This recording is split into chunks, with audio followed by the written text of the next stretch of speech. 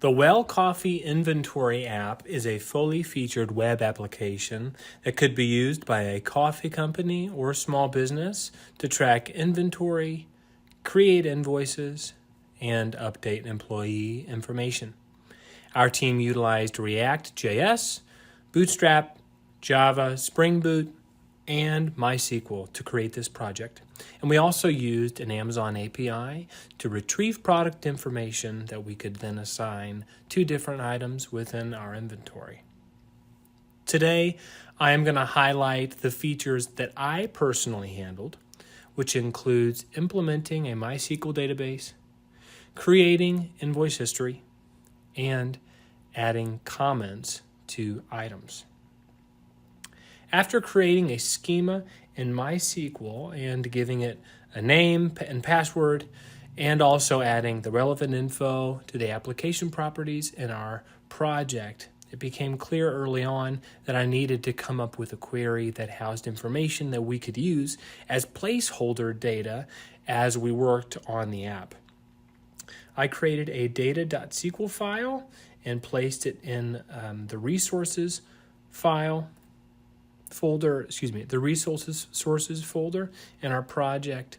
And then from there, I made a bunch of data that could be reflected within our application. I also made sure to add insert ignore to make sure that there would not be any duplicates upon starting the application up again. So we're going to take a look here at hazelnut beans. We're just going to make sure that everything looks the way we want it to. Hazelnut beans, astute comment 3, robust and nutty finish. We're going to log in here. I didn't work on any of the login. I'm just kind of getting into it.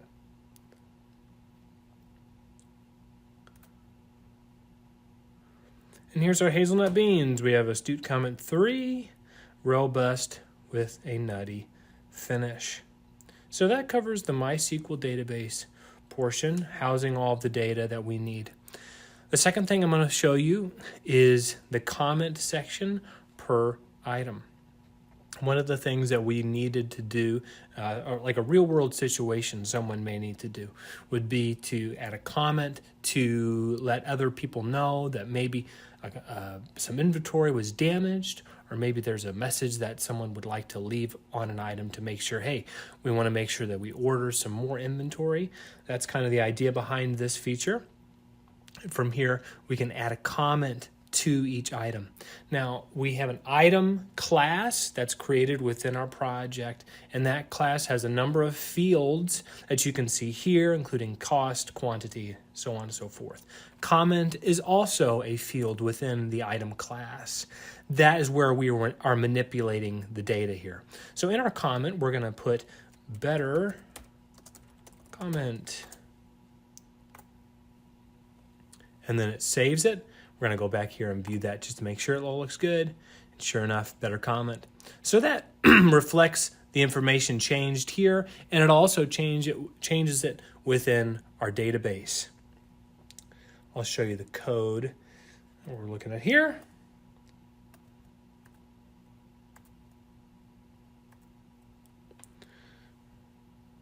Here's our item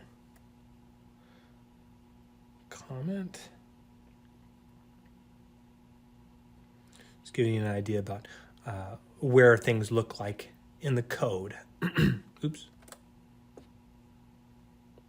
That's that.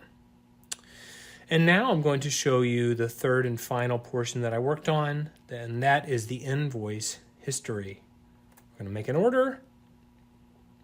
And down here at the bottom, you can see there's the big old button.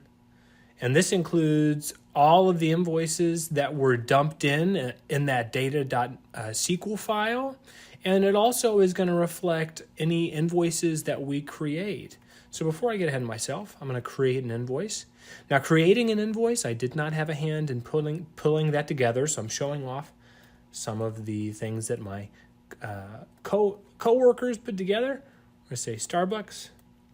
And then let's order some more Highlander. 4. I'm going to add that to the order, creating an invoice here. And we have, I tell you what, I'm going to make this an easier easier number, just for purposes. I'm going to submit that order. Invoice created successfully. I'm going to go down here and look at the invoice history. And sure enough, you can see a drop down here. And that includes all of the relevant information. Now, to create this, I used React, put together some drop downs, used a table, used a modal to kind of display things within here. Very similar to what I did with the comment for each item. I'm going to go over here back to IntelliJ and give us a look here at some of the code for invoice history. Now here I had use effect that we need to pull the actual API information that returns it as a JSON file. One of my colleagues, they put together the JSON file not only for the items, but also for ordered items. It created some different information that needed to be updated as time went on. So I needed to pull some nested information that was in a larger JSON file.